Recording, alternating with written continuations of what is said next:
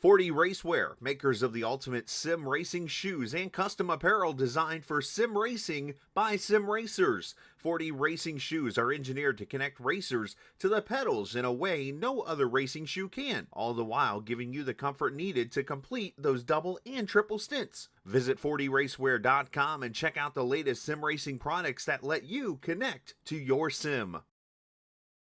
A blind knight that uses echolocation, viewing the dark, treacherous world through sound. Trapped in a dungeon keep, endangered by combatants, where hazards lurk around every corner. Make sound to have vision, or don't and be stealthy. Avoid impaling threats throughout the dungeon to escape. Engage with other prisoners. Rogue Knight I've been hearing about. Could you find the key and unlock my cell? Free them to fight back with more allies.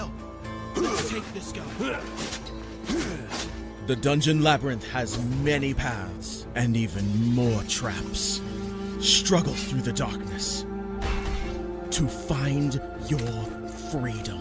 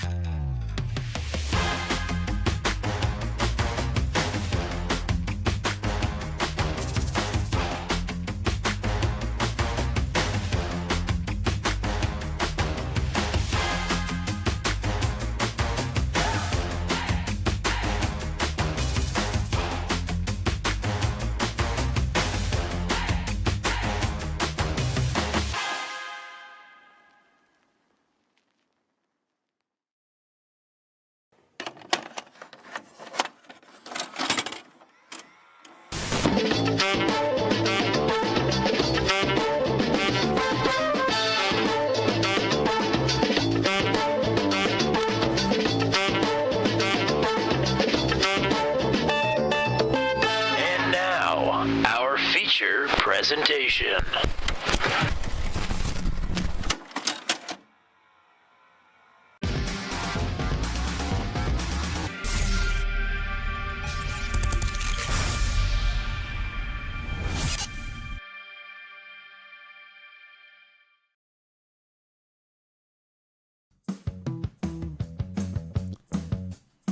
We are here at one of the great American racing facilities.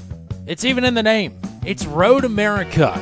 It is the halfway point of the season for the GoSquadra Formula Super Series, the ProGuard Elkhart Lake Grand Prix, here at the big 14-turn 4-miler up in the southern portion of Wisconsin. Welcome into Turn 200's coverage of the GoSquadra Formula Super Series.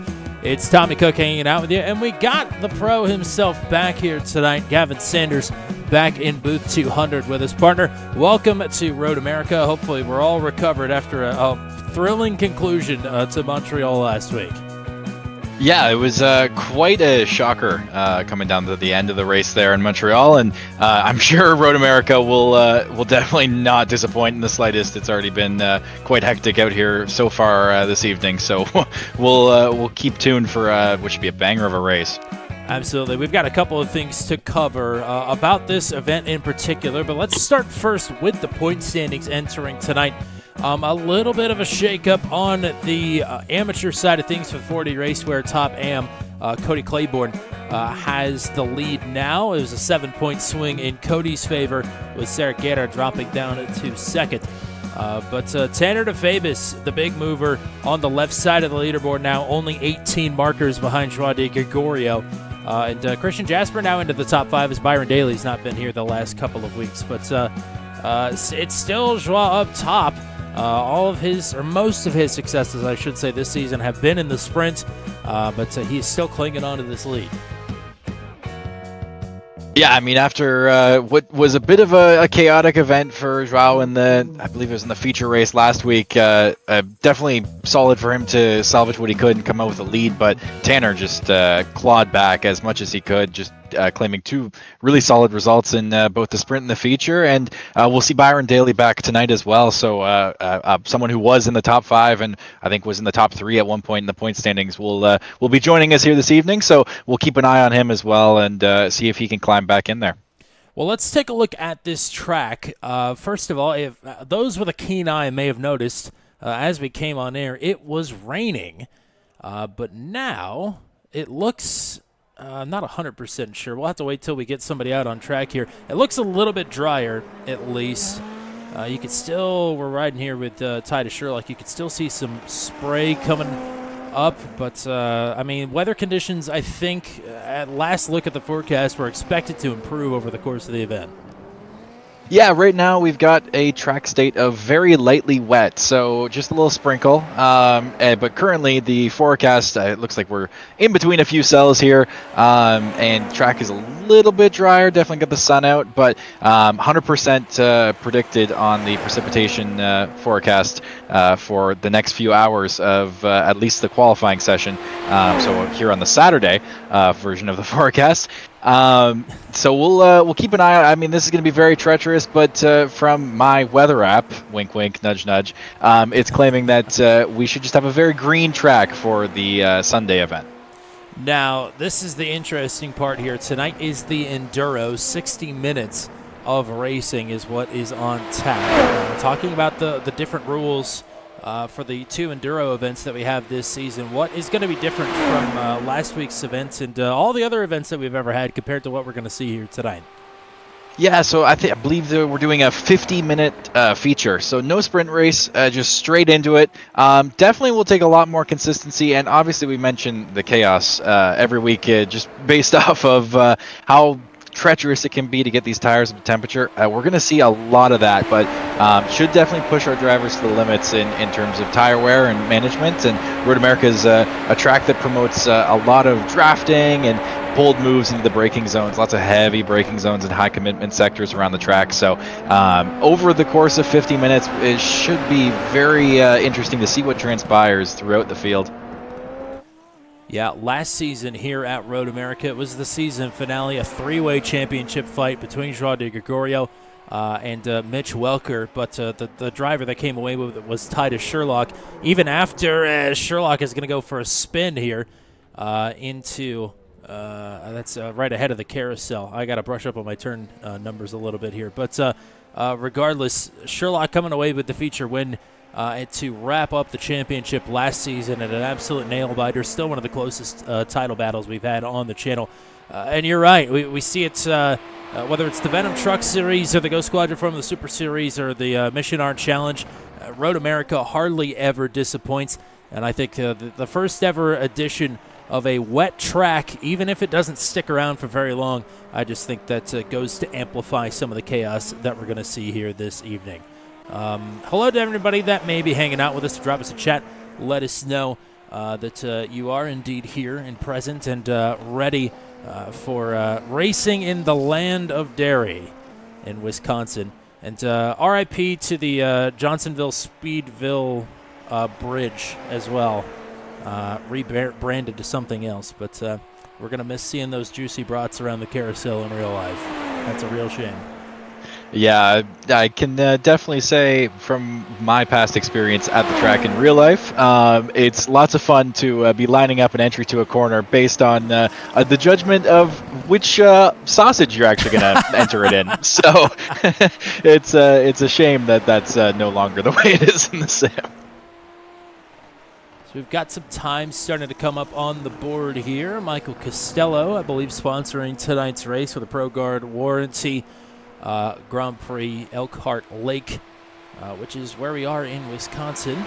He's got the provisional pole currently. It's almost over a full second, I should say, faster than Thiago Spencer, last week's sprint race winner.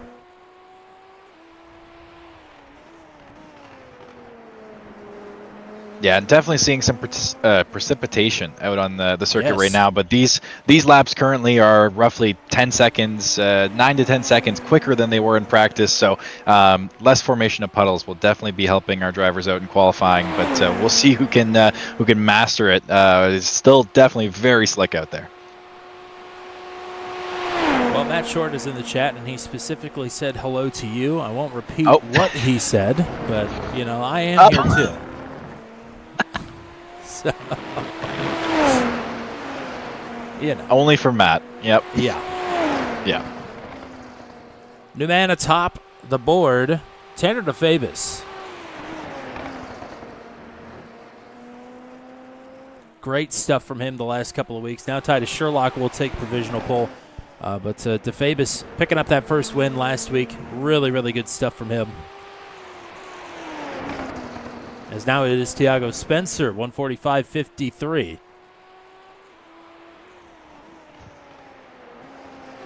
Joao de Gregorio across the stripe goes third fastest. Jeff Groff up to fourth. Now Felipe Silva, Christian Jasper. Times starting to improve as this track starts to improve as well.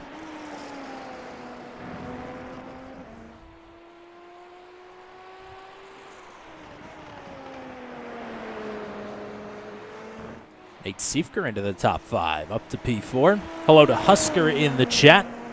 If you're not Christian Jasper, Jeff Groff.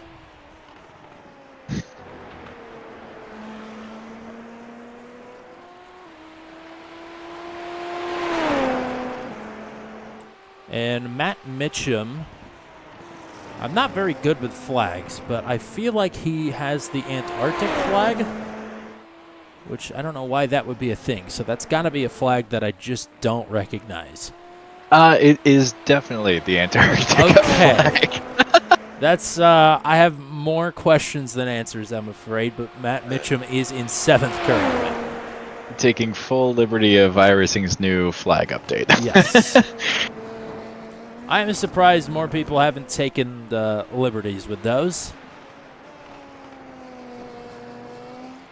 Although they took some of the more interesting choices out, which is probably for the best.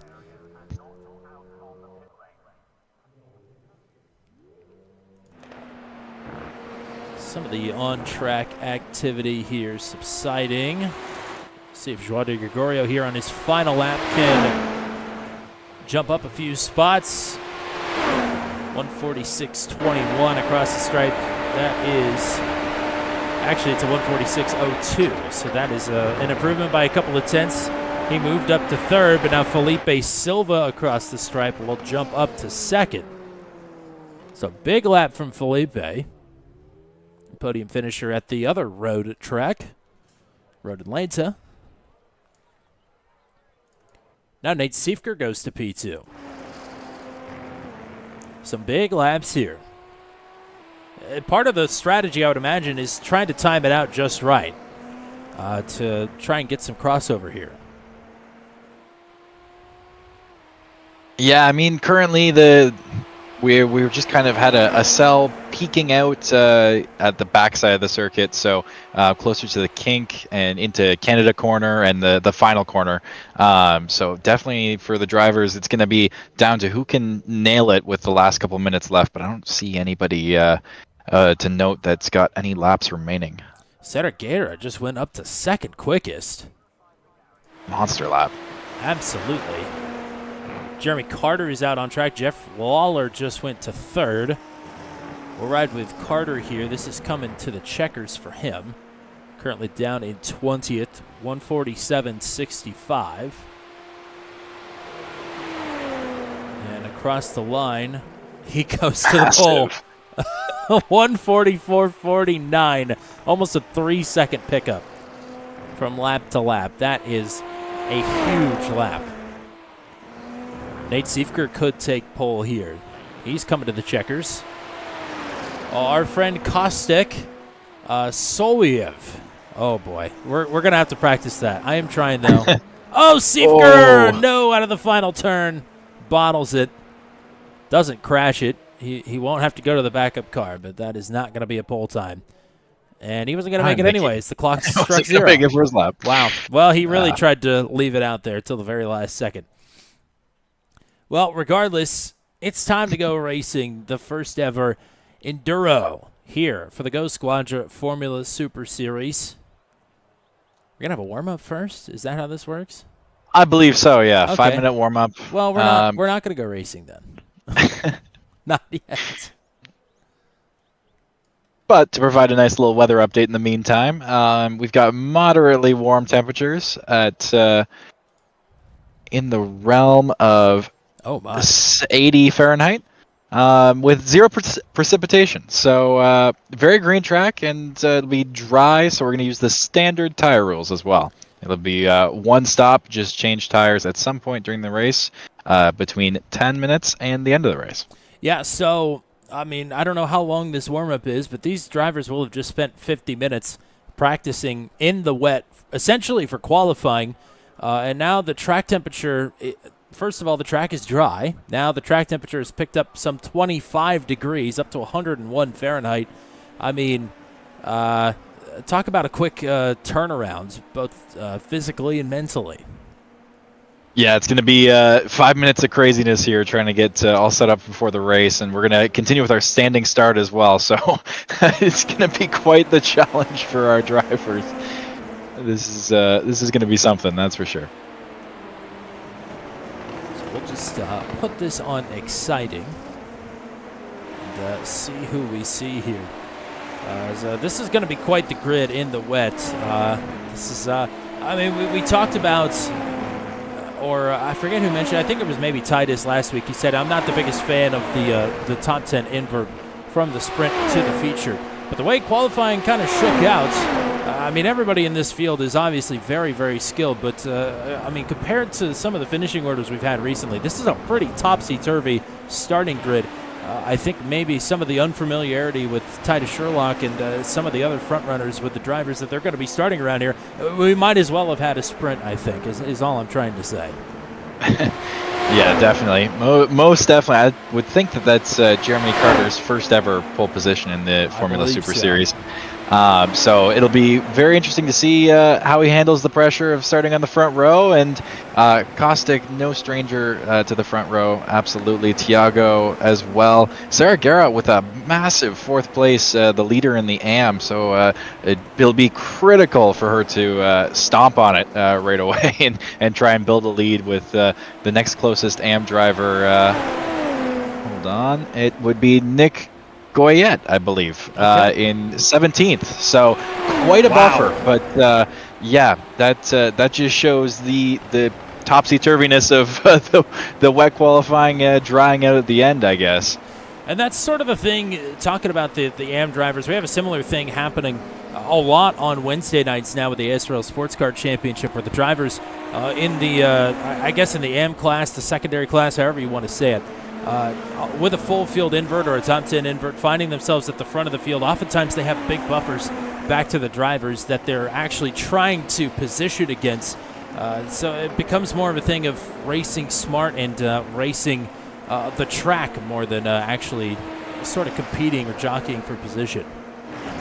Yeah, most definitely. I mean, sports car racing, super formula racing, the strategy remains the same when you're racing an in-class type of scenario rather than an outright track position. And I think for Sarah, it's going to be probably 50 minutes of just maintenance in terms of gap and being very careful on judgment. But for the rest of the AM class, they're going to be hoping and praying for any sort of traffic or faster pro class car or battle around Sarah to kind of hold her up a little bit and knock the gap down for them. That's for sure.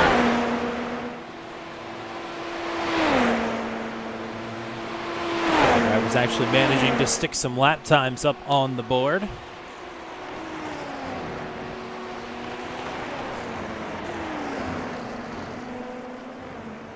Jeff Groff, Thiago Spencer, Brian Labarge, Peter Donchak. It was a good night when we get to talk about Peter Donchak.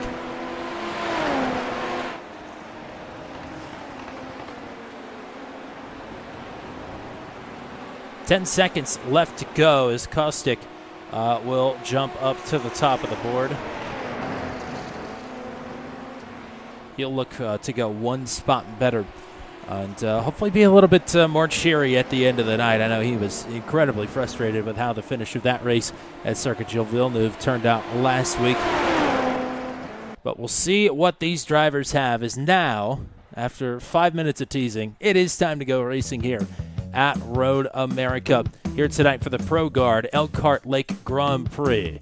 5th round of the season is about to take to the track. As, oh boy, all of my stuff just went goofy. Okay, here we go. Jeremy Carter and Kostek Sawoyev. Oh boy, we're going to get there, I promise, Kostek. Sorry. Tiago Spencer, Sarah Getter on row 2, Jeffrey Lawler and Nate Siefker on row 3, Felipe Silver, Titus Sherlock row 4, then Joao de Gregorio back in 9th, with last week's feature winner, Tanner DeFavis, stays outside. Michael Costello and Jeff Groff are both awfully fast on row number 6. It'll be Matt Schlosser, Dakota DeMaid on row 7, Christian Jasper, Felipe Sarkis on row 8, Nick Goyette, Matt Mitchum, Byron Daly, and Kevin Bonomi back in the 20th position. Got 27 drivers on the starting grid here this evening.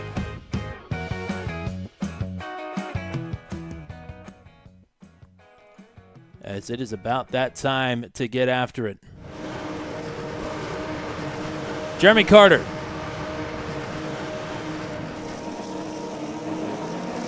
To the green. And a big jump there from Tiago Spencer. The land rush into turn number 1. Tiago has it. Little wheel-to-wheel contact further back. Kyle Allen is off the road.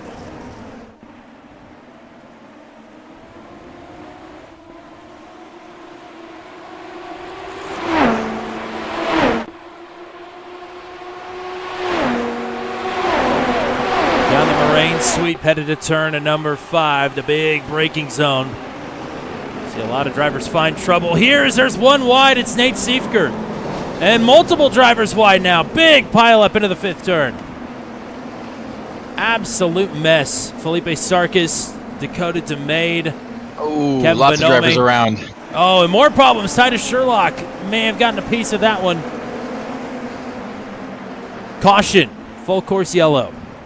Looks like Costello might be caught up in that as well. Man, what a rough couple of turns here. Little argy-bargy into turn 1, but turns 5 and 6 were absolute nightmares.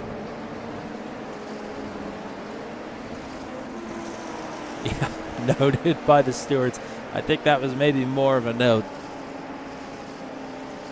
We have a lot to dig through here as we are under the caution. Our first ever enduro race. Really have to go all the way back here. So we're in the chase cam here. Let's go with Kyle Allen. He was the first casualty. We'll just follow him all the way into turn to number 1.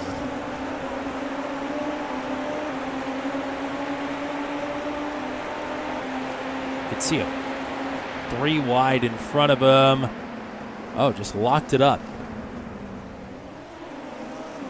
Now we'll ride up the Moraine sweep with Dakota DeMaid.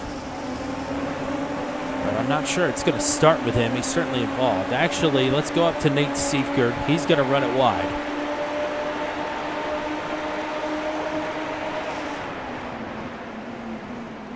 Just missed it into the braking zone a bit. And then, oh, DeMaid got pummeled from behind. Looked like Bonhomme, or was that? Yeah. Might have been. Potentially. Yeah, it looked like that was Kevin Bonomi coming in a bit hot there and collecting Felipe Sarkis and Dakota DeMaid as well. I mean, in traffic on cold tires, this is kind of a beast of a turn. I can't say that I'm surprised, but the results are catastrophic. Christian Jasper got saddled up there. He's got big damage. He's in the pits. And then this one's already in progress as we go up the road. We pause it and back it up. Michael Costello. And it happens in front of him.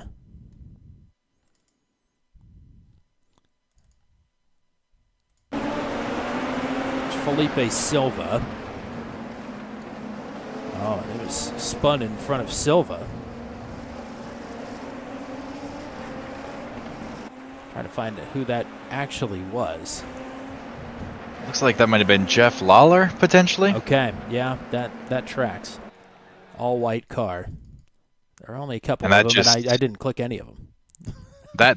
Seems like that sent Costello around when he had to take evasive action and eventually collected Titus as well.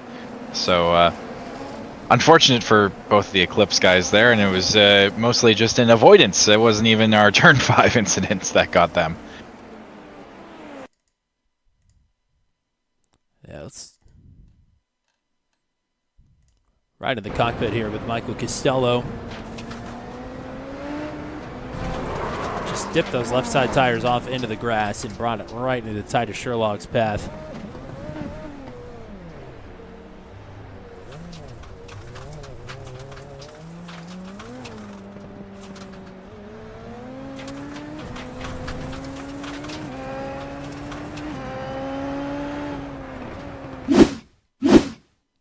Let's take one more cockpit look here, this time with Kevin Bonomi.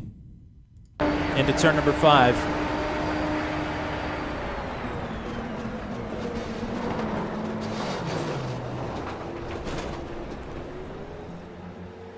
It's a beautiful cloudless Wisconsin sky, but that's not what you want to be looking up at in the middle of the race.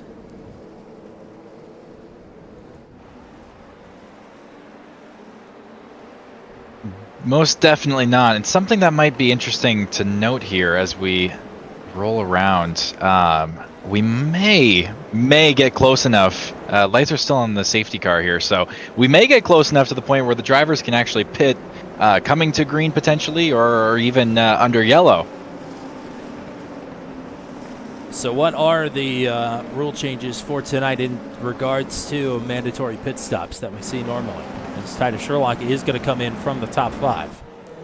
That's definitely just for damage repair. I just overheard actually that there was a race control announcement saying that pit stops right here would not count. But I'd be curious to see if we do get any takers as 10 minutes elapses. The rules for tonight, now that it is declared an actual dry race, would be, unless we get more rain, which is not on the forecast, it would be just a simple one stop, as we normally see. Drivers are just required to change tires only once.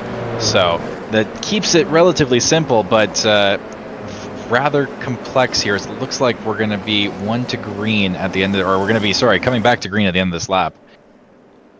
So Kostek Sowovier. I'm getting better. Running in second. Exactly where he finished last week. Thiago Spencer currently the leader. Pole sitter Jeremy Carter back a couple of spots. But considering everything that happened around him, still riding in third. Clean car.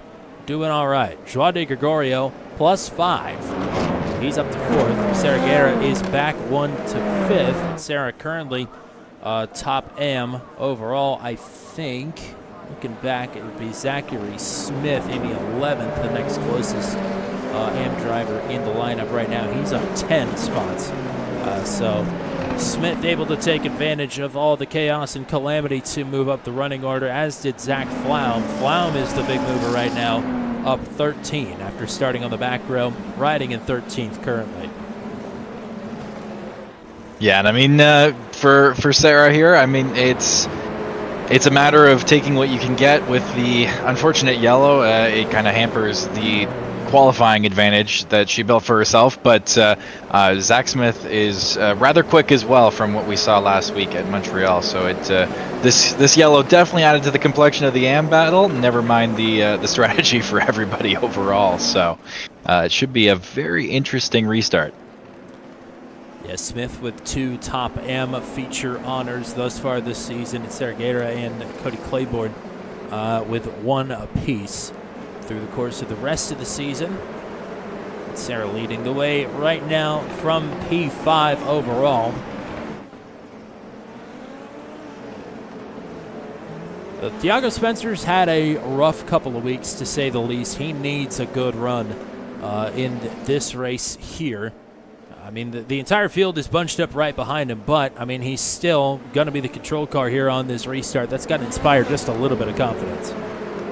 Yeah, I mean, clear track in front of you is great, especially in an aero-dependent car like the Super Formula.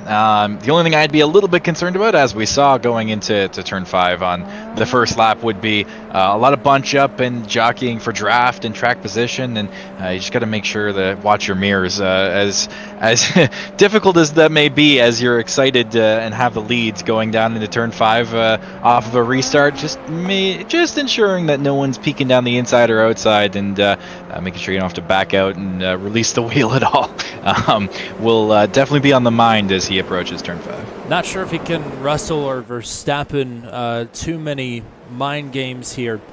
We'll see if he's going to try and do anything funky to maybe give himself more of an advantage, or if Kostic is just going to keep him honest as they roll through the final couple of turns here before the pace car will head back down pit road.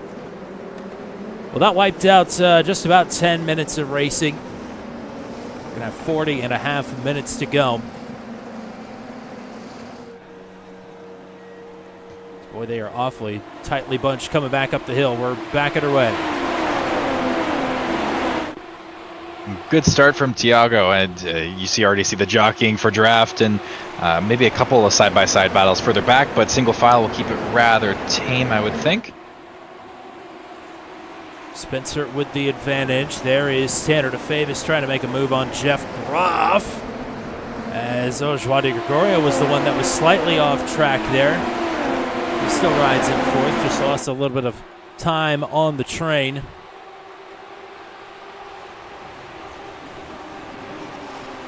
Tight grouping here. DeFavis, Groff, Schlosser.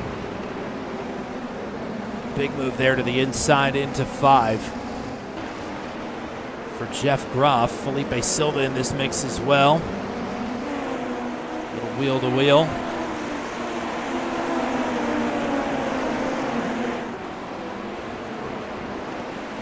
Six-tenths of a second for Thiago Spencer at the front of the field.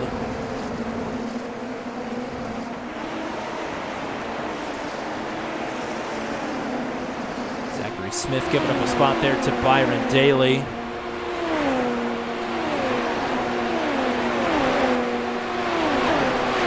Oh, and Byron making a move through the kink. It's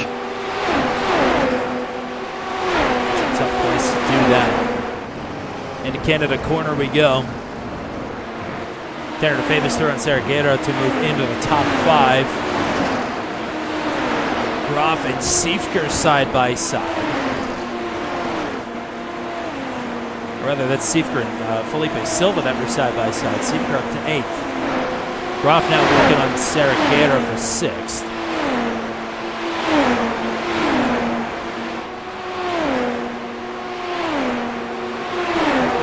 Mitchum is coming down pit road as Groff surges ahead into turn number 1. Groff to 6th, Guerra back to 7th.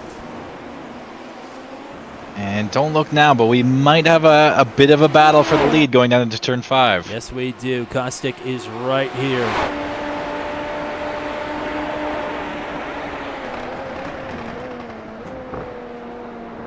Close that gap up from about 6/10 to just a car length.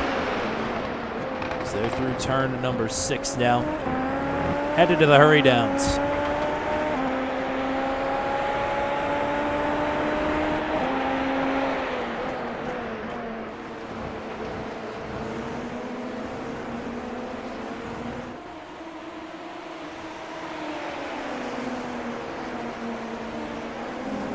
Back to Sarah Guerra momentarily as Byron Daly is going to go around the outside of Sarah.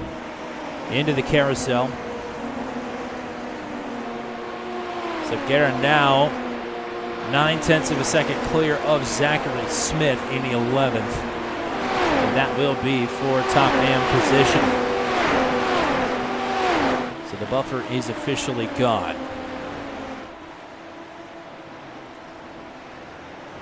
Kostic riding half a second behind Spencer. Back up the hill.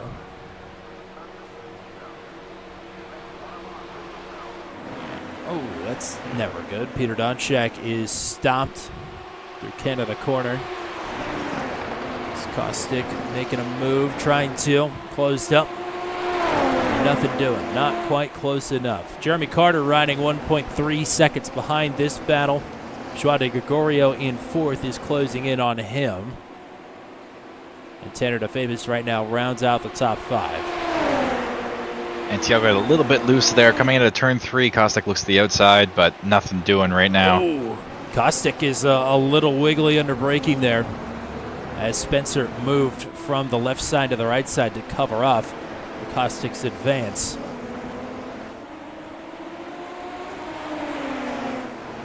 Felipe Silva just went wide in turn number 5, and that's going to bring Byron Daly into the fold to challenge for 8th.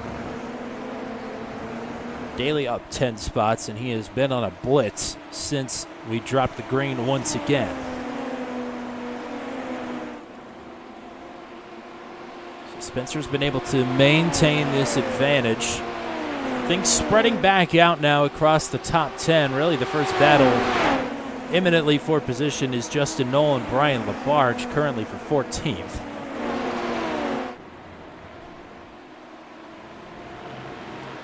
And now all of a sudden, Joao de Gregorio is caught up to Jeremy Carter very quickly. It's 1.2 seconds when we pointed it out just a few corners ago. Now it is under half a second.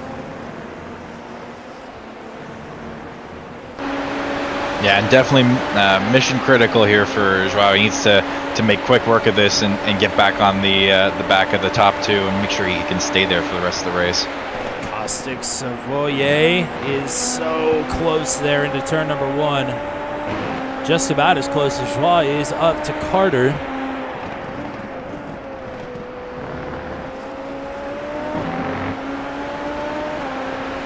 Joao on the button, so he should have a large horsepower advantage going down into turn 5 this time. He'll make a move, and he will take 3rd. Caustic also tried to go for a move there into 5, but again, similar problem, just not quite far enough up the road to make anything happen. Certainly, this has got to be mentally taxing for Tiago to have Caustic this close, and you're not able to shake him. Yeah, I mean, right now, there's only so much you can do. It's just a matter of breaking the draft at this point, but getting out to about a 1.5 seconds clear is just so difficult when these 2 guys are this closely matched. And the other thing to keep in mind is you might wonder why Caustic might want to use the overtake, or why Tiago would use the overtake to build a gap, but at the end of the day, we have another 33 minutes on our hands. It's way too soon to be digging into the 200 seconds. Well, we've had a change for the top end position. Sarah Gator just went off the track. Sarah is now back to 13th, and Zachary Smith still riding in 10th. So Gator with an issue. Still riding 2nd in the AM division, but is nearly 5 seconds back of Zach Smith now.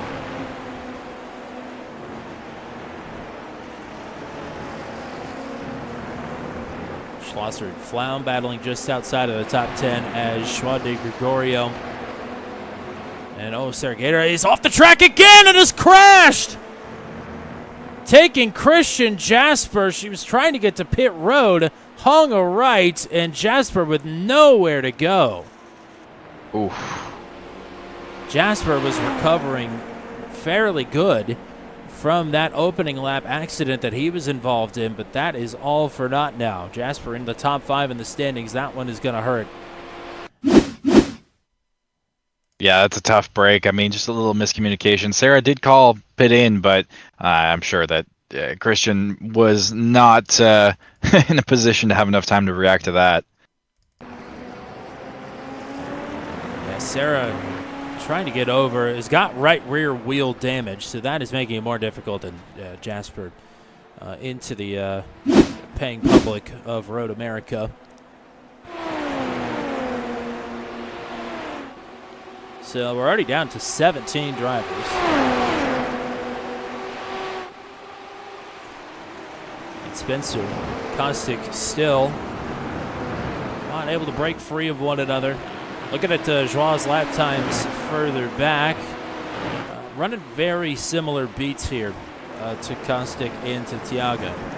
They're all in the mid to high 143s. We'll see if that changes this time.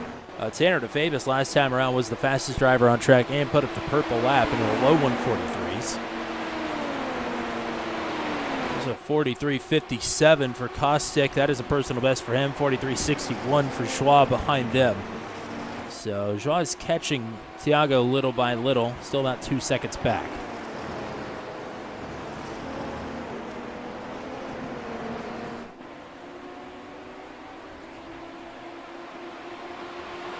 We had 10 minutes of pacing. Now we've had about 10 minutes of racing, and things are as interesting as ever as Kostic is going to make a move for the lead.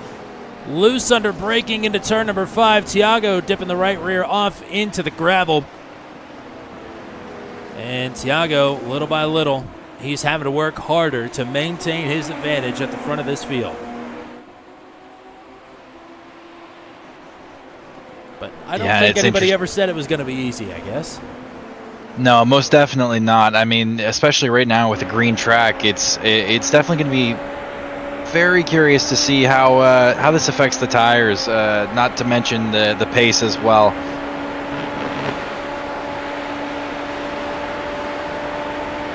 And we just got the call that pits will be open at the end of this lap. So I guess there was a delayed pit window opening with the yellow.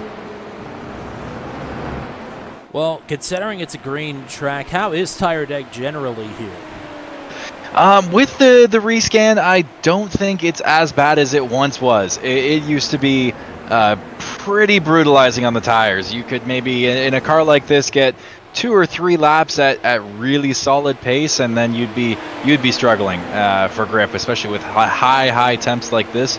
Currently, right now, I mean, still at such a long lap. Not to mention how high speed all the corners are. You're just putting so much load through the left side tires specifically.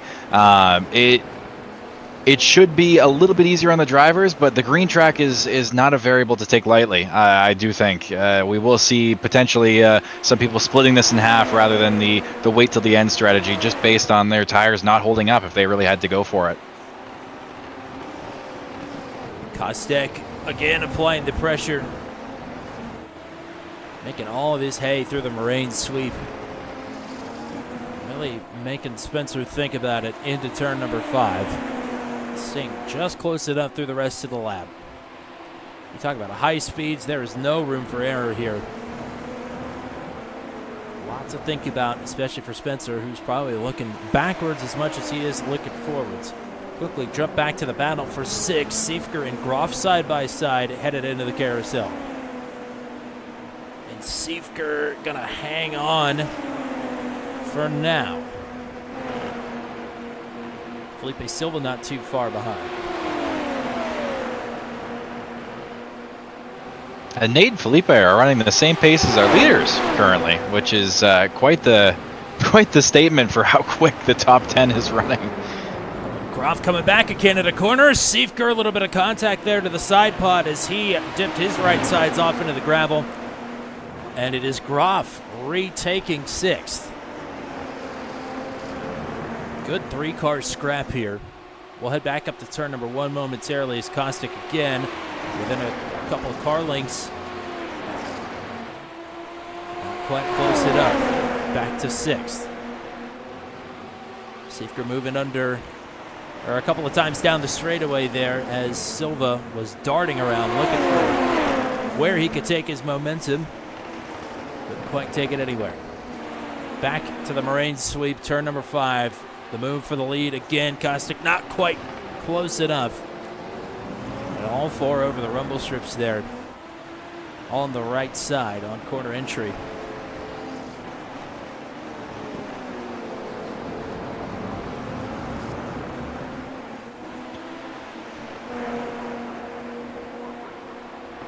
Yeah, and with how much aero wash comes into play in the corners like the carousel and the kink, not to mention our last set of corners through Canada and up to the final corner, it's just, for Kostic, it's a matter of staying within as many tenths as he needs to gain back, what he physically can gain back from the draft on the straightaway heading down to turn 5.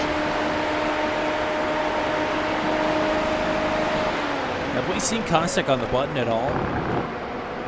Not to my knowledge yet. I mean, neither of these guys have been on the button at all. I mean, just phenomenal. I wouldn't even call it defensive driving so far from Thiago, just maintaining his pace, and whenever Kostek peeks his nose, he's been right there to swoop around the outside, but neither of them have used the button, so it's I think it's kind of a waiting game here to burn them all at once. A minute and 15 seconds away from halfway, as this is Kostek's best look at the turn number 1 yet. Thiago making him go out to the left side, right up against the seam of the grass, and a little contact there. Left rear to right front. Thiago now under fire. Both lucky to get away with that one. He's going to have a massive run coming down to turn 5 here. This is his best shot yet. Down the Moraine sweep, headed to turn number 5. Thiago positioning on the inside. Kostek maybe looking to cut underneath and set up for turn number 6. Decent drive off. Does he have a shot at it? No. Spencer long into the braking zone. Well defended. A little argy-bargy there. And don't look now, but Joao de Gregorio is 1 second behind, and he's brought company with him as well, Tanner DeFabus. Yeah, these guys got to keep that in mind. It's going to get even closer and closer, and the top 4 is they're all extremely competitive. So adding cars to this mix is going to make it all the more unpredictable.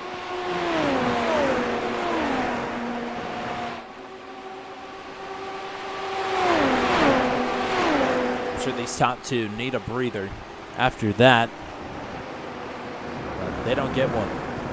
Right back. Nose to the grindstone. Peter Donchak has towed back to the pits. Brian LaBarge is on pit road. Not sure if that is a scheduled stop or not.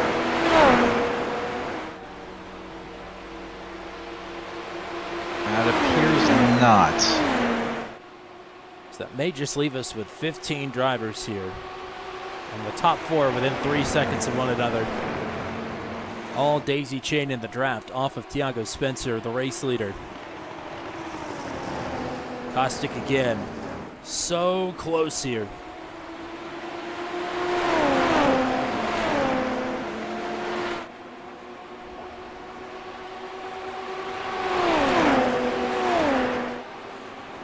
Little snake action down the hill.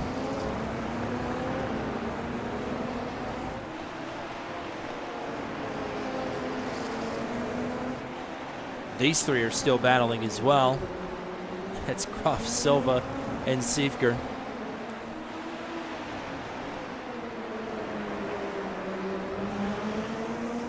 I mean, this looks incredibly fun as long as you don't crash. Yeah, and that's the difficulty, that's for sure. Just sending it back and forth on each other every corner is it's not efficient from a lap time perspective, but I'm sure the smiles per mile are very high at the moment. Cody Claiborne, I thought just came down pit road, maybe not. Well, here's Kostek closing right up again. Turn number 14. Inside of a car length here. Oh, and Thiago is coming down pit road. He got the better drive out of the corner, but Kostek is too close for comfort, and he will go for the undercut. Spencer from P1. Now it is Kostek with the advantage.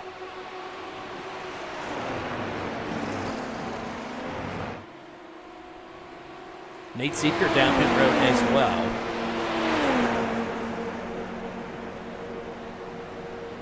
Yeah, as much fun as he was having, I think that's the right call in that moment to get away from that battle and find some clear air to set some quicker lap times. Zachary Smith, Justin Knoll down pit road. I mean, these guys should have plenty of space to drop into on track. This big 4-mile long facility. We've only got 15 drivers out there on the circuit. You may come across a driver or two. But do you want to leave yourself less time on your final stint here, or as little time as possible? I mean, most of these stops have been situational stops so far, so maybe we'll see some actual true performance-related stops over the next 10 minutes or so. I don't think we'll see anyone sticking it out to the end. Maybe at Gilles Villeneuve, that was the right call based on a track position standpoint, but at Road America, it's just so, as you mentioned, large and wide, and the pit lane is so long as well. The actual advantage may not be as great once everybody gets into clear air here.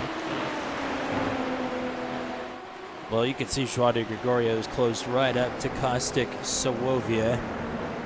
As Kostik is going to bring it down pit road. Joao will inherit the lead. I want to point out as well, Tanner Fabus, last time by, clocked the purple lap at a 1:43.22. This time it is Joao with the purple lap at a 1:43.14. So these two are on heater after heater after heater.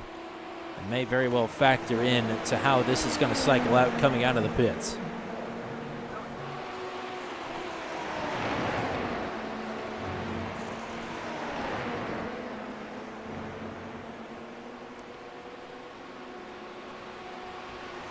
It looks like Thiago will re-inherit the lead here once Kostik leaves the box, but only just. Yeah, not by much.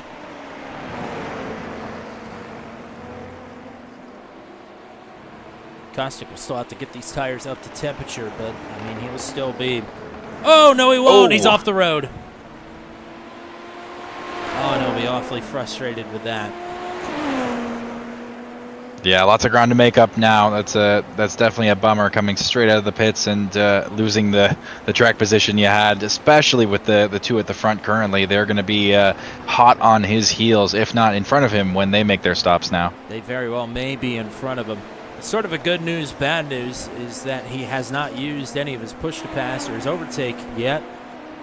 So he can do that to rally himself into the fight here, but I mean, he'll be at a heavy disadvantage when he does get back up there, because I would imagine he'll be outclassed by all three drivers in that regard. Yeah, we've seen crazier things, that's for sure, but it's going to be a long road ahead over these last 19 minutes for Kostik. Jeremy Carter is in. Felipe Silva finally threw on Jeff Groff after they've been battling for the better part of 5 laps, and now Jeff Groff will come down pit road.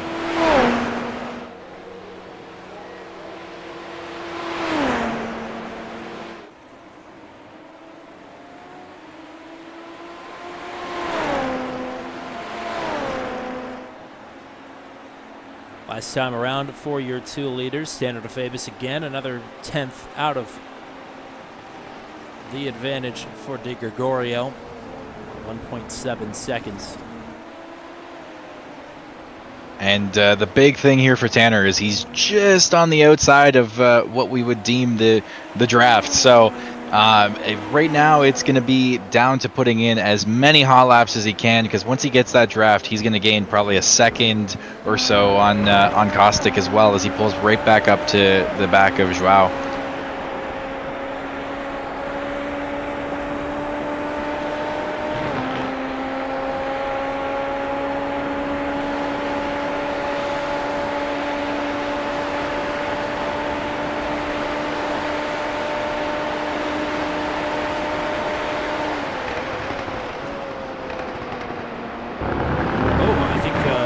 Just went into the gravel there through Canada Corner.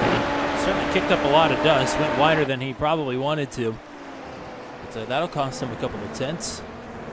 And he'll bring it down pit road this time. De Gregorio and De Fabus both in. And here we're going to find out whether the overcut was the right move or not. And Joao was about half a second behind Thiago Spencer when Spencer came down pit road. De Fabus was about 2 3/4 of a second behind.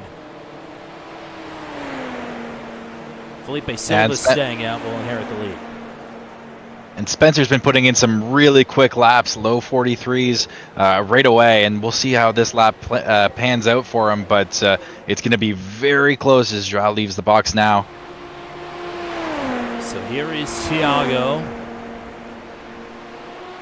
and he's got them both.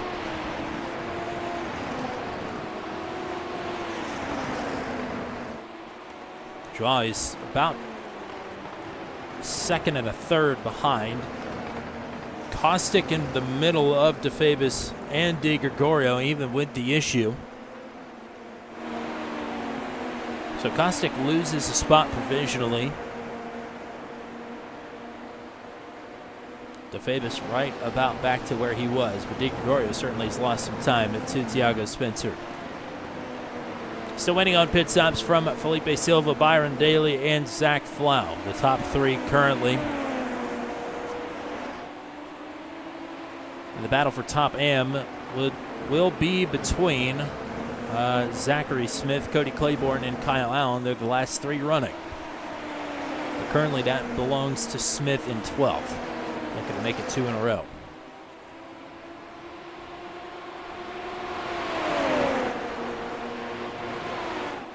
And this will be heads up for position. Flaum yet to make his stop, but Thiago Spencer will put himself back onto the outright podium as Flaum yields into Canada corner. Yeah, and it's paying dividends for Thiago here. He's got his tires all warmed up, and he's been throwing down. We're almost into the 42s now. So setting the gap, and as Flaum peels off into the pits here, it's going to open up a big space with not a lot of help for Joao. 0.02 of a second quicker than Thiago last time was Caustic. He's applying the pressure now to Joao De Gregorio. Caustic with a dive into turn number one. He will take provisional second away. And that is a purple lap for Caustic, a 1:42.25. Monster lap. That's the fastest we've seen today. And there's that button we were talking about. He had it all stashed away, and it looks like he used it up all on that lap there. Oh, my goodness. Big time. Moves. He's still 2.5 seconds behind Thiago Spencer now and battling with Spencer's teammate for position on the track.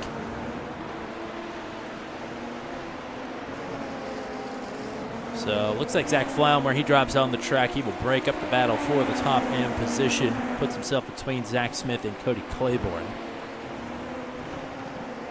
Tanner DeFabis not too far behind. So this will be a tight battle to see if this is going to be the grouping for second.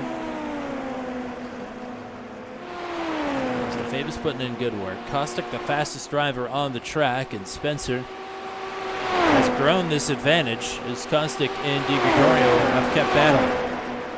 It's nearly 3 seconds.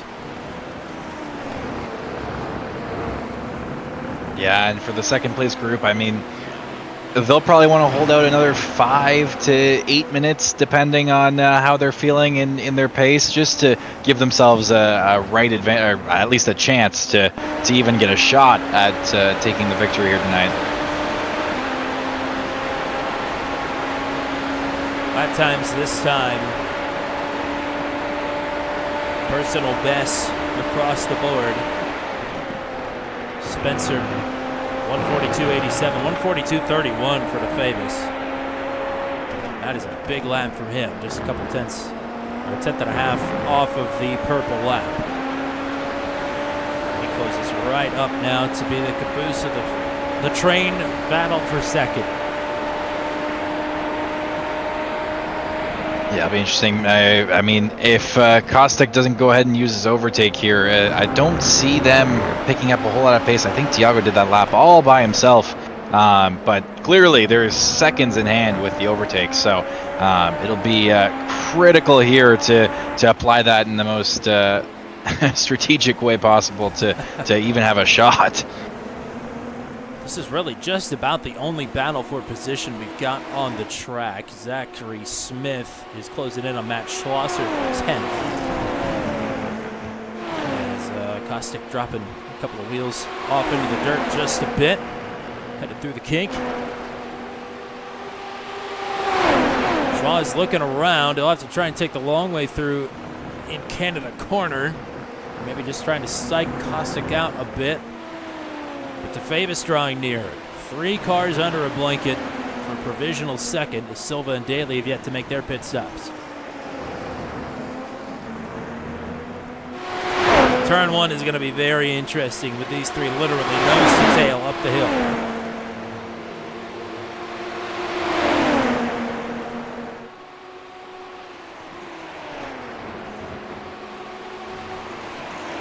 Joao around the outside reclaims the spot. Caustic now under fire from DeFabus. And he yields. DeFabus up one. Power move from Joao. DeFabus immediately goes on the button to try and spread that gap. Caustic at a disadvantage. Already on the overtake to put himself back up into this mix. DeFabus using his up now. And while all this is happening, it is a 3.5 second advantage for Thiago Spencer at the front of the field, or what will be the front of the field, as the driver that was in first is Felipe Silva, and he just ran off the road into the kink.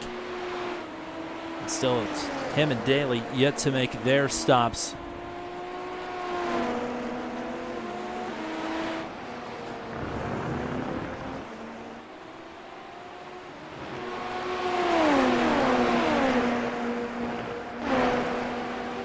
Good stuff up front.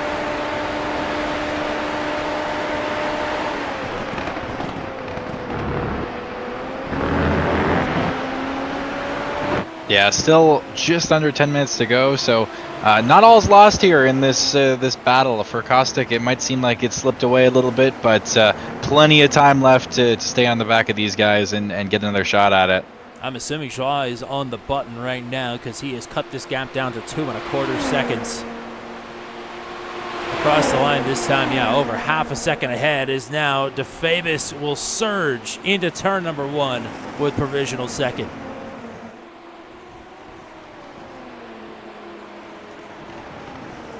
Got to stay efficient here with the swapping. It's coming down to a matter of how much time they can gain. So if they can strategically help each other out with the draft and not use a ton of overtake and make those passes back and forth easier, as if we were on an oval per se, that would be extremely helpful. But I guess we'll see. And if I know anything about the Formula Super Series, it's that nothing is all very coordinated. It's very aggressive, and I'll take that. Thank you very much. So we'll keep an eye on this, obviously, as this is going to come down right to the wire. Oh, Caustic way off the track behind these two, and that may be the killing blow for his chances at a podium. But yeah, that's Talladega second pack strategy talk here in the Super Formula at Road America. I know it all too well.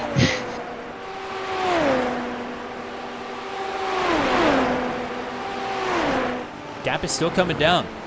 2.25 seconds. Felipe Silva from the lead is down pit road this time with 8 minutes 50 to go. Byron Daly follows. So this should give Thiago Spencer the lead back outright. But that lead is shrinking. Down to 2 seconds.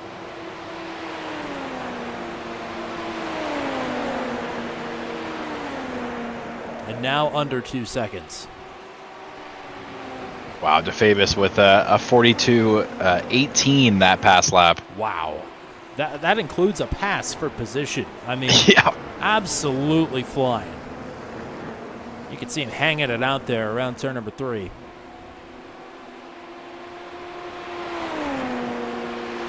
One and a half seconds, just like that.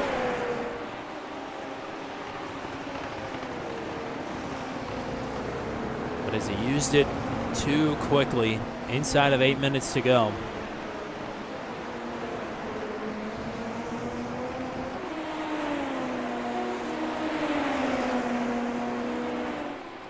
Certainly may seem that the effects of dirty air, or at least the psychological effects of having Joao de Gregorio right behind you, are starting to take hold here in the slower speed sections of the track, if there is such a thing.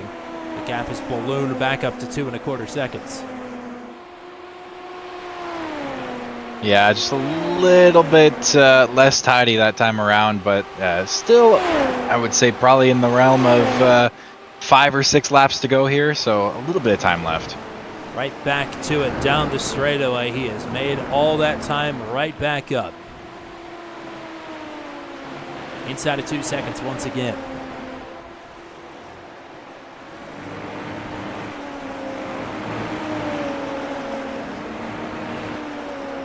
Looks like Cody Claiborne just served a drive-through penalty.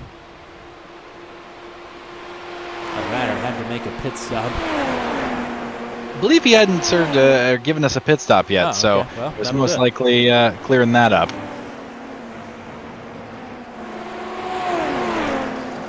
All right, well, that completes the pit cycle then. Nate Seifker, Jeremy Carter battling for 5th. And Seifker pulls ahead. Yeah, battle sprouting up everywhere all of a sudden. Jeff Groff is pulling up into the mix here. Zachary Smith and Matt Schlosser battling for position. Schlosser trying to play defense, stay in the top 10 here, but Smith, currently the 40 race where top AM with 6 minutes to go, might have a shot. He should be able to take it into turn number 1. Move back up the field. Seifker under fire from Carter once again. Oh, That was Jeff Groff, and he is missing most of the front part of that car. And that is Groff's race over. Oh, Schwa is wide into the kink. Left side's off into the grass. That might free up DeFabus to push on a little bit more.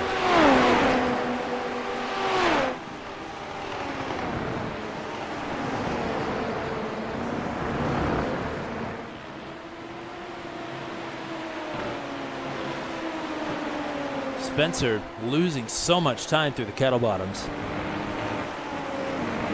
yeah, he's all over the overtake now. It's going to be crunch time here. This next lap, it's going to make or break it if he can keep Tanner out of the draft and not let him get within under a second. Yeah, 1.7 seconds. This gap is starting to come back up as Schwa is making a run for it. Nearly contact between the two. Schwa is trying to keep Thiago Spencer free, and he's trying to promote himself up one spot on the podium. And these two scrapping away. Spencer's advantage now 2.5 seconds. He is driving away as DeFabus under fire once again. Gregorio out to driver's right into the left-hander. And they're still going to be side by side coming up into turn 6. Caustic has got to be loving this. Nervous moments here through turn number 6. DeFabus able to clear himself for now into the hurry downs. 3.5 seconds. That gap doubled. Ultimate wingman moves there. I mean, I know Di Gregorio also would like to win this race. But Spencer now with as comfortable of a lead as he has had since the pit stop. Zachary Smith just had it off track. So that will cost him a spot to Zach Flaum. Zachary Smith with no left front wheel or nose cone. Yeah, that's... wow. That may very well tip the balance to Kyle Allen taking the top AM here. If he can survive the next 3.5 minutes, it's a treacherous one here at Road America. DeFabus and Di Gregorio working hard here down the front stretch, trying to reel in Thiago Spencer, who's led the majority of this race.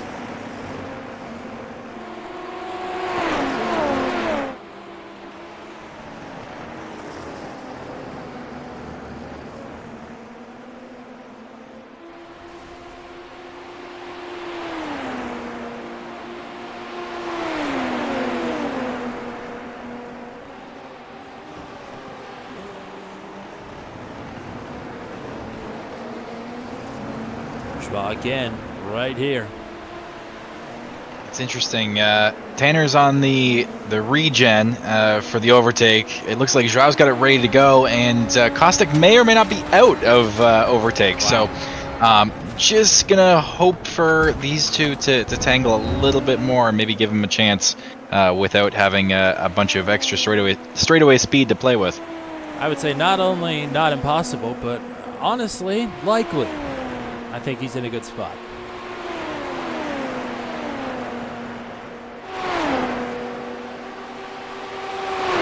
Waving from DeFabus through the kettle bottoms. Oh, and Zachary Smith is continuing. Wow. With only a right front wheel at the moment. Well, Kyle Allen has taken over the top AM position. 12th overall. And as I say that, he pulls to the pits. Okay. So he must have just wanted to complete that lap and park it. This is going to be close, whether this is the white flag lap or not. I think we may have cleared it by a second. We'll see what the sim says. If this is the last lap, DeFabis and De Gregorio are in trouble for the win. There's no doubt about it. They are 2 seconds behind.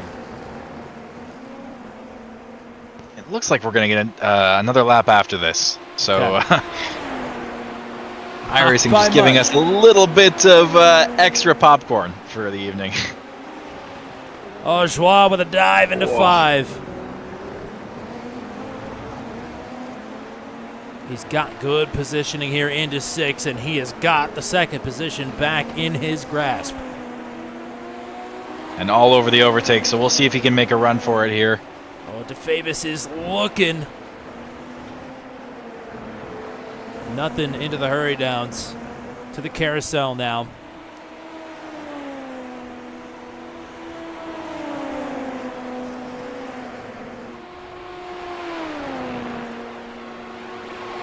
Headed back to Canada corner.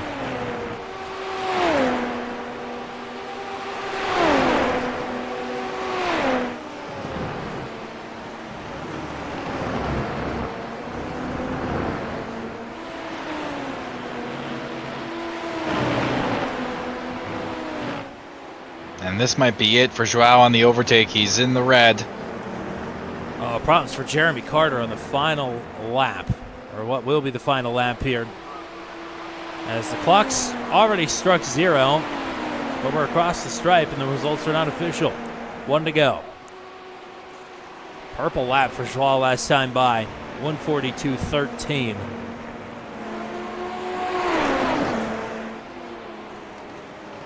And all out of overtake here, so it's going to come all the way down. Oh! Both hit an oil slick there. It looked like the rear end's coming out. These two are pushing hard. Tanner all over the overtake, and have a look down here into turn 5. Trying to keep Joao bottled up, and he overshoots it, and he's looped it. Oh! It's going to cost him the podium, and the rear wing is gone on that machine. He'll have to limp it back home in the 4th position.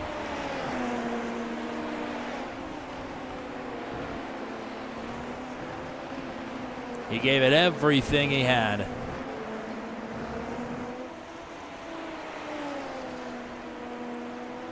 Well, if you discount the first lap, this Enduro race was pretty damn good, if I do say so myself. These drivers absolutely brought it. Road America brought it. And I think more importantly, Thiago Spencer brought it tonight. 2 more turns to prove just that.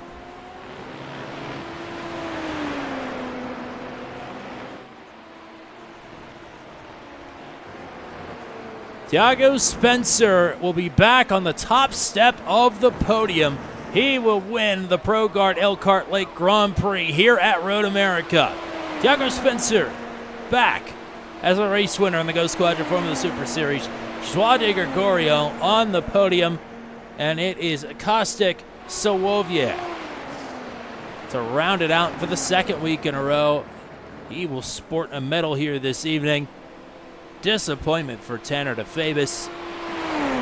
Wingless, but 4th. Nate Siefker to round out the top 5. And we quickly turn our attention to Kyle Allen and Cody Claiborne, who are less than a second separated here for the top AM honors. Lots of time left here in terms of a lap for the AM, Yes. so Claiborne might actually have a shot at this. Very well could. It's been a wild race for the AM contenders.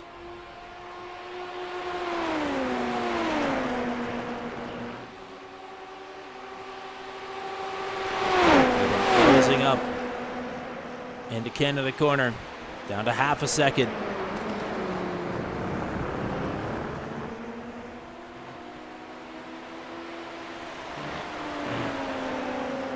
These are the final 2 drivers running on the track in 11th and 12th. Claiborne giving it everything really he's good got. run. He's got to run up the hill. A little weave there for Kyle Allen, I think, is going to get the job done. Allen takes the top AM. Just barely. What a monster last couple laps from Cody. I believe he was over 4 seconds behind from Kyle, but great win from Kyle to keep that under control there. Wow. Good stuff. And everybody else has already left the track. No burnouts, no nothing. Straight to business. They want to talk to us. Well, how nice of them. Well, we will not beat around the bush then. We will get straight to the full finishing rundown as soon as it decides it wants to cooperate here. It made the noise. Will it appear? I don't think it will. I don't know why it always does this to us. There we go. All right, the first Enduro for the GoSquadra Formula Super Series is in the books, and it will be Tiago Spencer back on the top step here this evening. Congratulations to him. We'll talk to him. We'll talk to Charles de Gregorio, and we will talk to Kostek Sowovier here in just a moment. I swear that's going to get better and better. Tanner DeFavis in fourth, Nate Siefker in fifth. Byron Daly back in the lineup tonight will finish in sixth. Felipe Silva in seventh. Zach Flau, Matt Schlosser, Justin Knoll through the 10th position. Kyle Allen, your 40 Raceware top AM of the evening, finishes in 11th. We'll talk to him first. And it'll be Cody Claiborne to round out the finishers here in 12th. Late race exits for Jeremy Carter and Zachary Smith, two drivers who spent the whole race in the top 10, as did Jeff Groff. They finished 13th, 14th, and 15th. Brian Labarge in 16th. Peter Donchak at 17th. 18th for Christian Jasper. He'll be awfully disappointed with that one. Sarah Guerra in 19th. Nick Goyette in 20th. Matt Mitchum in the 21st position. It'll be Titus Sherlock and Michael Costello, teammates there, 22nd and 23rd. Jeff Lawler in 24th. Dakota DeMaiden, 25th. Felipe Sarkis and Kevin Bonomi. The 27 drivers that took the race here tonight in the Enduro.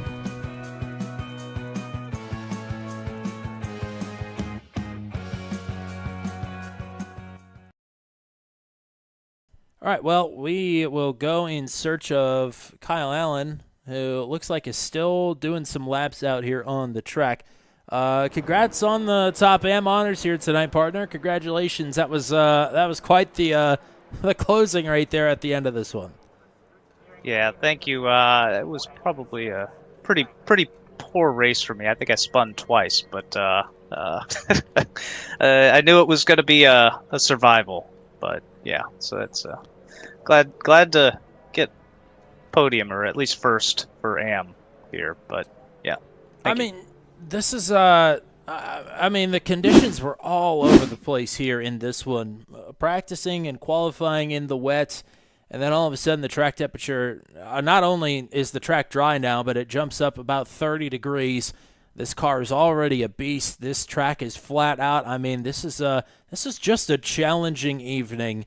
I think, even just finishing this race was always going to be tough for everybody. Yeah, I agree. That's why I kind of tried to pace myself. I think I've blew a couple of my braking points, and Cody Claiborne was right there to try to jump on me doing that, and he had a great race. I kind of followed where he was at the whole time, and he almost had me there right at the end. So I'd say if it wasn't me, he definitely deserved it as well.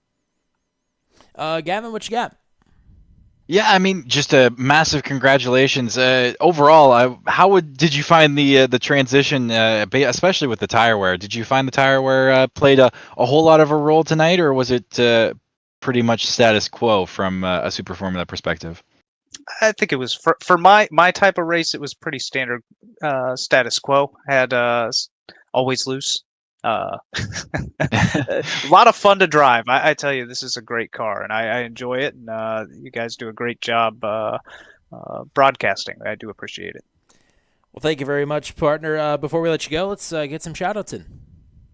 Yeah, I have to say Benke Media, of course, and Pokehex. It's always a good sponsor. 999, Kyle Allen, always great to get to talk to you at the end of the night. Congrats on the top AM honors, and we'll hope to talk to you again here. I guess it'll be a couple weeks for me because I'm off next week, but we'll hope to get you back in the booth next week regardless. Sounds good. Thank you very much. Oh yeah, surprise! I'm on vacation next week. We will talk to your podium finishers now. And first up, we've got the driver that finished in third this evening. It is Kostik Sowovier. I'm trying to get better at it, I promise, partner. But regardless, welcome back to the booth, and congrats on the podium here tonight. Yeah, thanks. Nice to be back. Maybe not at the step that I wanted to, but yeah, nice to be back. I mean, challenging set of conditions all race long. The first ever 50-minute race. I mean, after the pit stop there, things were changing so quickly. It was hard to keep up with it. I mean, what was the night like from your cockpit here this evening? It was hard. It was challenging. After the stop, it was. I think after the stop, it was much worse than from the start. Nothing was going in my way after the stop. I was off track, second corner after pitting out some dirty air, and from that point I knew that it's going to be really hard to contend for the podium. Got a bit lucky in the last lap. I was hoping for some action. I was offsetting Thiago also. I was not thinking about Di Giorgio and the Fabies pitting way like 2 laps later. And in this race, it was a key to basically to like drive actually fast. Thiago was, after that, he was conserving tires. I was trying to go as fast as I could, but the guys behind us had a bit more grip at every corner, just one wheel spin and no rear grip at all from me. The 9-10 corner was absolutely a nightmare after that. The dirty air was also not helping me at all, but yeah, it's just a bit luck to be here. I'm not happy. The first part of the race was really good. It was just a bit the David and Goliath thing. I was like racing against 8K and really keeping him like on high reps all the time, trying to push him. I even tried to attack, but he made very correct, spot on defense, I think. Gavin, go ahead. Sorry. Yeah, go on. Yeah, I mean, just to kind of get a little bit more perspective from you, how big was the dirty air tonight? We were kind of briefly mentioning on the broadcast, but it looked like through the carousel was definitely one of the worst positions. Did you find it was playing a massive role for you in the car, or was it just something to kind of keep tabs on as you went through certain parts of the track? It was huge. It was huge. Like first corner, I'm driving normally 5th gear. Not even going on like the cement over, just on the curb. When I'm driving behind Thiago, when I was driving, I was just like scared because I'm like 4th gear, and the car is going still straight. It's not turning anymore. I was just trying to do some another lanes than Thiago ahead, but it was just simply not possible, especially in carousel. In carousel, I was losing a lot of time.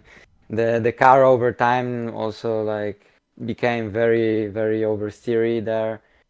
It was really hard. It was really challenging. When I had a go at Thiago in the first stint, it was mostly because it was his mistake. I was just a passenger, like sitting behind, and I was just trying not to go back to like how Di Giorgio when he was like 3rd, 2 seconds behind me. I was just trying to either pass Thiago or either not fall like to house simply. It was really challenging. Well, thank you for talking to us here tonight. Is there anybody you want to thank or say hello to here while we got you in the booth? Thanks for like the top 4 guys. That was actually a good race, actually good racing. And that's it. That's it. Alrighty, thank you for talking to us. Congratulations on the podium, and we'll hope to talk to you again next week. Yes, yeah. Alrighty, well, it's been a while since we talked to Joao de Gregorio, but he will finish in the second position here this evening. Congratulations and welcome back to the podium. Hi guys, have a good night. I was hoping to have a rain race here. I was like practicing a lot in the rain. The practice went very good. I was the P1, but then the conditions changed and I qualified awfully. I think it was one of the worst qualifiers that I had. But then I had a very very very good start, and things went that way. So I think that was a very nice round. Double points in the pocket. So it was a very good night. And you came into tonight as the points leader. I would imagine starting from row 5 on the grid. You were just hoping to survive those first couple of laps. We know you had the pace here. You ran exceptionally well here last season as well. Yeah, I think Titus won the last season races. I don't Yes. remember, but yeah, I think I was P2 again. But the main focus was on the start. We know that is very chaotic out there on the start. I had 2 moments that I was lucky. I think Turner locked up in the turn 5 and almost hit me, but I was lucky to survive. Then I had a netcode with, I think it's Jeffrey. I don't remember. It was a white car. Let me. Oh yeah, check Jeff Lawler. Yep. Yeah, Jeffrey Lawler. It was a netcode. I didn't have any fault on that. I think I left the space, but iRacing did his job, And then the main focus was to catch Thiago because I know he's very very very fast, and we can't let him go in the championship. You have to follow him every time, every move.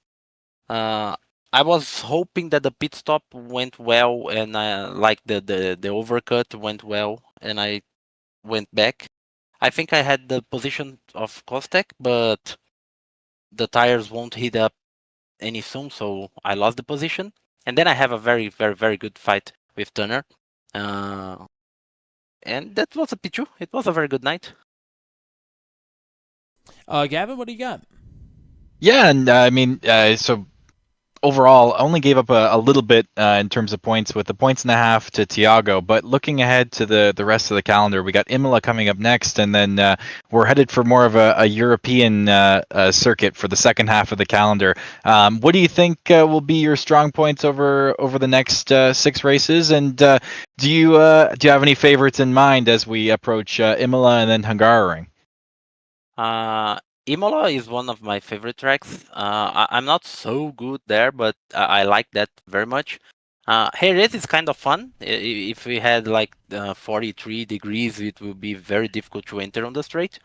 And Interlagos is my home race. We can, I can't say anything wrong about Interlagos. I will be there in 2 weeks for the WEC season, for the WEC championship. It's a fantastic track, so I'm very excited to Imola, Jerez, and Interlagos. Well, it's great to get to talk to you again. Congratulations on a successful evening. And anybody you want to thank or shout out before we let you go?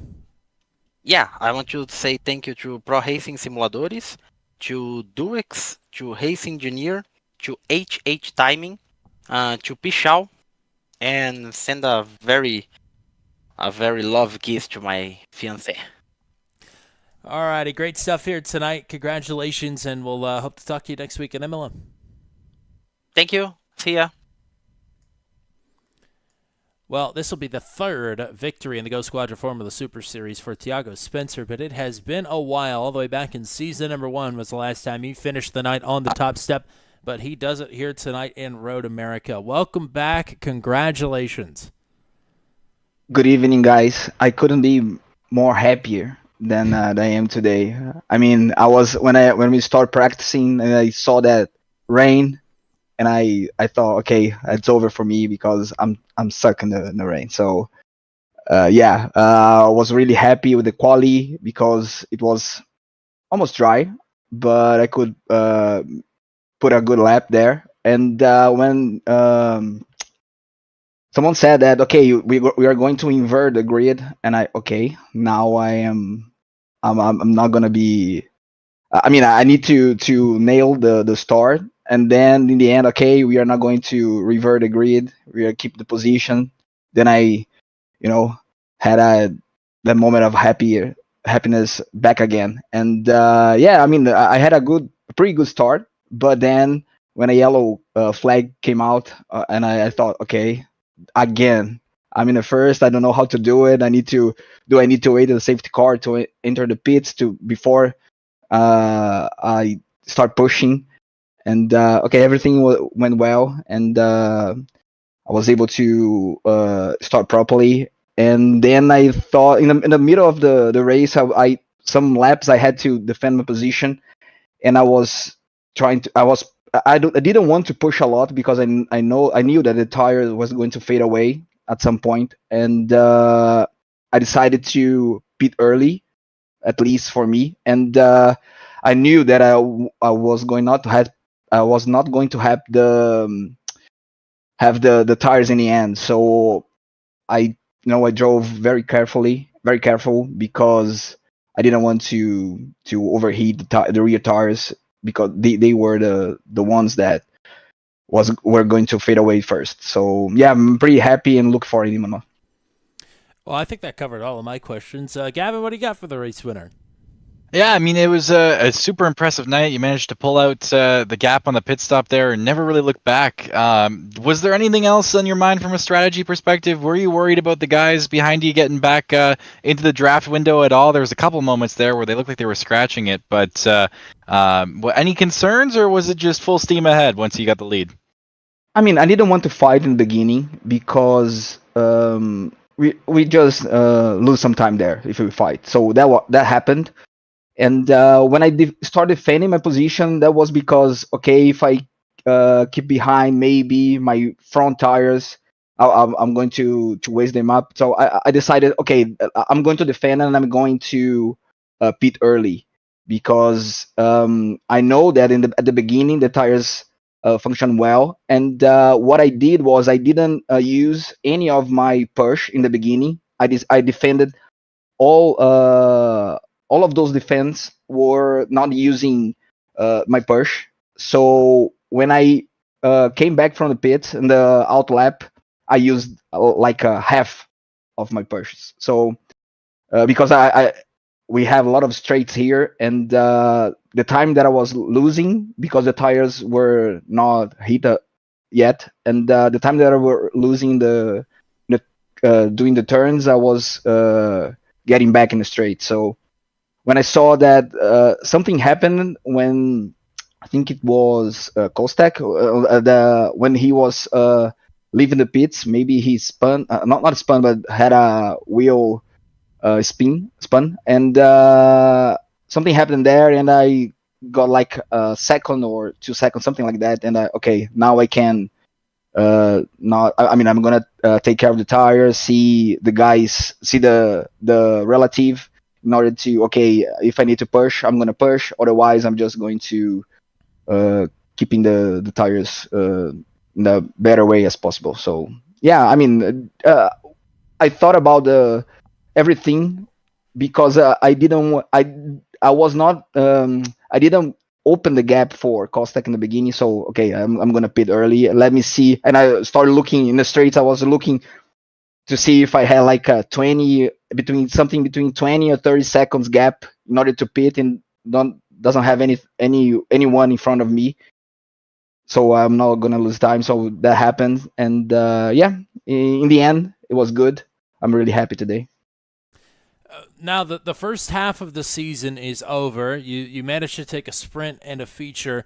I mean, you certainly had some bad luck moments, but I feel like everybody's kind of had bad luck to start this season. Looking ahead to the back half of the season now, you've kept yourself in a very good points position. How do you feel about the next 5 tracks that we have coming up? I feel confident. I really like the car. I really like those tracks that we are. Apart from Portland, because I didn't even have the track. Apart from that, all the tracks that we are going to race are pretty cool. And yeah, I'm looking forward. I don't want to make any mistakes like I did in Montreal, because I my pace was good there. I had a very good pace, and but I didn't. I committed some mistakes there, because in the especially in the second race, the feature race, when I started, I was not. I mean, I was not aggressive, but I gave too much spaces for the other guys. So João was able to push, and at the second lap, when we finished the second lap, he was like 2 or 3 cars in front of me. So okay, and I need to work more on that. And yeah, that's it. I mean, when we revert the grid, I need to be more calm, think better, and because the pace is there. I just need to find the right moment to do like the clean overtakes, don't push too much, things like that, in order to, because in the end the championship is not just about victories, is consistency. And those moments of that I don't get any score are bad for me. And I'm gonna try in the second half of the championship. I'm gonna focus on that to be in front more times. So yeah, that's it, guys. Well, thank you for the time here tonight. Congratulations on your 3rd career GoSquadra Formula Super Series victory. And do you have anybody you want to thank or shout out before we let you go? Yeah, first of all, my wife, because without her, I won't be able to be here. While I'm practicing, she's taking care of our kids. So yeah, special kiss for her. And also to my brother, Felipe Silva, because we practice together, and we are trying to. He thought something, I taught him something, and we are going to try to improve. So yeah, I'd like to thank those guys. That's it. Alrighty, congratulations on the victory. Go celebrate, and we'll hope to talk to you next week again in Imola. Thank you. Have a good one. I am bummed that I am going to be missing Imola next week, but I will be in Massachusetts by the time those drivers hit the grid next week, and I'm looking forward to some time away from everything. It'll be good. But regardless, that'll be an exciting one next week. But in the meantime, man, for the first enduro race that we've had here in the GoSquadra Formula Super Series, I don't think you could have asked for much more. No, I think it was an extremely compelling race right from the get-go, where when we entered practice with the wet conditions, the mixed conditions for qualifying, and then just an absolute banger of a race. Road America always delivers, but the way that the draft impacted everything, and the drivers mentioning dirty air, and just how difficult it was out there for them, just all around, hats off to all the competitors tonight, and making it extremely exciting, and making our jobs as easy as possible. That's for sure. Certainly, that is the case. Thank you for hanging around with us here tonight. Greatly appreciate it. And thank you to all the folks that were hanging out with us in the chat tonight as well. Shout out to Matt Short. Shout out to Husker. Shout out to Engine Motor. And hello to anybody else that was hanging out with us here this evening. Greatly appreciate it. What we've got coming up for you here in the next few days, Wednesday night, it is the ASRL Sports Car Championship presented by Purple Haze Auto Sport. That will be live from the boot layout of Watkins Glen at 8:15 p.m. Eastern Time. Thursday night, it'll be the Max V CNC Home Designs Truck Series Chase, round 4 of 5, and it will be live from Darlington Raceway. Catch us there at 9:30 p.m. Eastern Time. And that will lead us back into our coverage next Monday night of the GoSquadra Formula Super Series from Imola. Excited for that one back on the channel for, I think, the second time. It's 8:45 p.m. Eastern Time. Next Monday night, Matt Williamson will have the coverage for you there. Thank you to everybody that helps pay the bills here at the GoSquadra Formula Super Series. Thanks to 40 Racewear, makers of the ultimate sim racing shoes and custom apparel designed for sim racing by sim racers.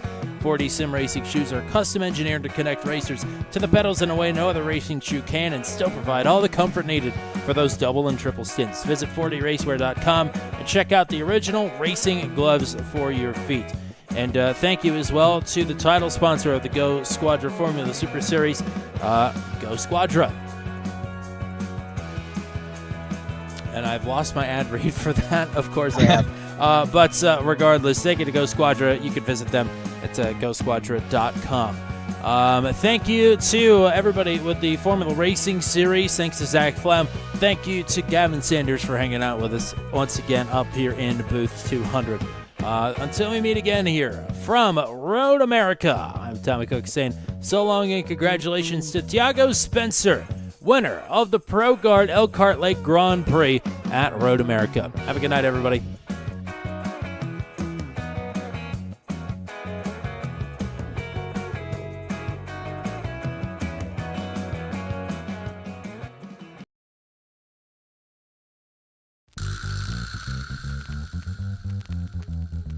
This has been a live broadcast on Turn 200. Be sure to hit subscribe and hit the bell to get notified of when we go live next. Thank you very much for joining us, and we'll see you again soon.